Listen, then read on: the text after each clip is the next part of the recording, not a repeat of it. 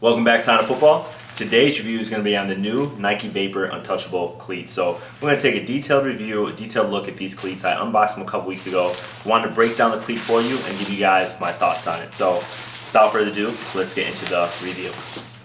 Like I said, if you guys saw the unboxing, as you saw my Instagram, you saw what these cleats are about, you saw, the kind of shine on here, you saw how they look. So how did they really test up? Now, things I'm going to cover off on, things I always cover off on the cleat reviews. I'm going to talk a little bit about the traction. I'm going to talk about the fit, the weight, the ventilation, as well as the cushioning and durability. This is Nike's newest cleat, and it uses some of the latest technology out of Nike. So obviously, we're going to start with the bottom. It uses Nike's new Vapor V propulsion plate that they call it. It has a carbon weave at the bottom. Carbon is really good because it's light, it's strong, and it gives a little natural springiness to, kind of the plate, which is good for cushioning as well as accelerating your step.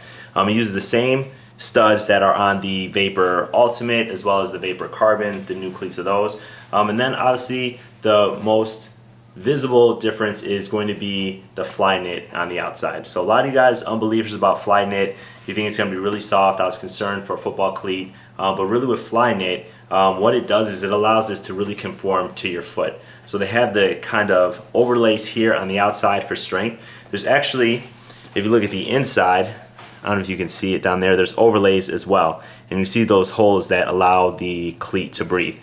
Now these come up a little bit higher than the Vapor Ultimates. You can see that it's supposed to give you a sock-like feel.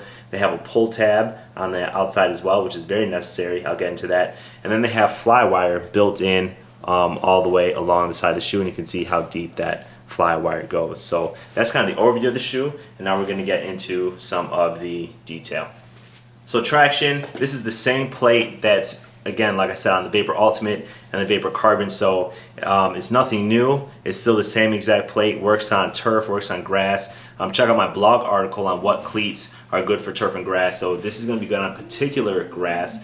Anything that you have that mold is really going to be for hard, firm, well-maintained short grass. When you get into long grass or muddy, rainy conditions, that's where you're going to want to go with your normal 7-study detachable. But anyway, this got a 9 out of 10, just as the other Vapor cleats on Nike's line for traction.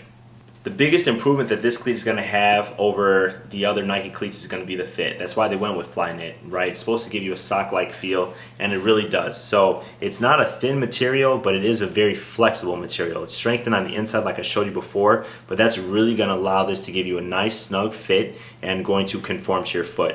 I did have to go a half size down, which is true for the new Nike Vapor plate, the V propulsion plate. For some reason on all Nike's cleats I had to go a half size down on the Carbons, Ultimates, and Untouchables. Same with this shoe. But once you do, it's really going to hug your foot. You tie these laces up. There's no extra eyelet that you need like in the Ultimates. It's really going to feel comfortable. The thing is, when you do pull it, this is why the pull tab is necessary.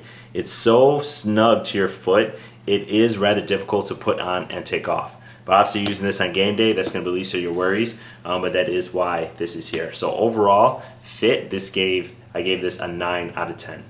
Weight wise, even though this does seem like it fits a little higher, it doesn't feel like a mid cleat at all. The Flyknit actually keeps it pretty light. The overlays aren't heavy at all, so it being a bigger cleat, I actually gave it the same rating as the Vapor Carbon Elites, even though this is a low cleat. This looks like a mid, but it's really a low cleat as well. I gave this a 8 out of 10 for weight. Definitely not the lightest cleat on the market, but definitely one of the lightest in Nike's line. The ventilation and breathability on this cleat was a little bit better than the Carbons. Like I said, if you take a look here on the inside, you can kind of see those overlays. You can see some of the light shining through. So that happens all through this side of the shoe and all through this side. Also the tongue, you can see that is breathable as well. So actually it allows air to vent through this side, so your foot doesn't feel hot at all in these cleats, compared to the other cleats in Nike's line. So I really gave this a 9 out of 10 for breathability. Now this is a Vapor cleat. which means that cushioning is really going to be limited, right? Vapor cleats in Nike's line are going to be meant for the fastest player on the field, skilled players on the field. If you're more of a power player, this is not going to have the adequate cushioning for you, so it's really light on the cushioning. Another difference really is the bottom plate. So I mentioned that they still have carbon fiber at the bottom. I can't be 100% sure that this is carbon fiber. I know that this is carbon, that's why it's in the name, but when you look at the bottom, you can see that the weave is very different. But when I looked at it, I'm pretty sure it's still a carbon weave in there. I still felt the same, springiness. It may be because when a shoe fits you a lot better, you're automatically going to feel like you have better traction. So that's why I separate the traction and the fit. Because if you have great traction but a poor fit, it's still not going to be a great cleat. But the cushioning on this was adequate, for a Vapor cleat. I gave it a 9.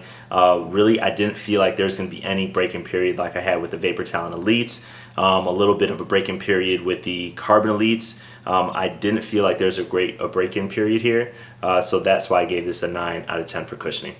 Last thing is the durability. A lot of you thought that, hey, it's not going to be durable when you have fly knit. Like I said, they have the overlays on the inside. I guess you call them underlays, but they're on the inside and they really help to make this more durable. This is really the fly knit for the flexibility, right? So it's still a durable cleat. The only thing that I see having a problem is the on and off with this pull tab. Really stretching this and the wear and tear of just on and off. I mean, this is really tricky to get on, to stuff your foot into. Once you do, though, it is a great feeling cleat. So durability, I gave it an 8 out of 10. So that's kind of overview of the shoe, the cleat in a nutshell. A great cleat overall, probably my favorite right now in terms of fit. It is a little bit expensive. It's $200. To me, this is what the Vapor Ultimates should have been. If you remember, if you check out that review, those were $250. I had, didn't like that cleat as much as this. This is really form-fitting, and it really feels great on your feet. So it's $200. This is the only colorway that's out there right now. I suspect that there will be more come April. Check out my Instagram. I'll provide some views on foot for this. Also, remember, check out my blog. All those links are in the description below. And if you like my review, remember to give me a thumbs up, share, subscribe, and I'll see you guys next time.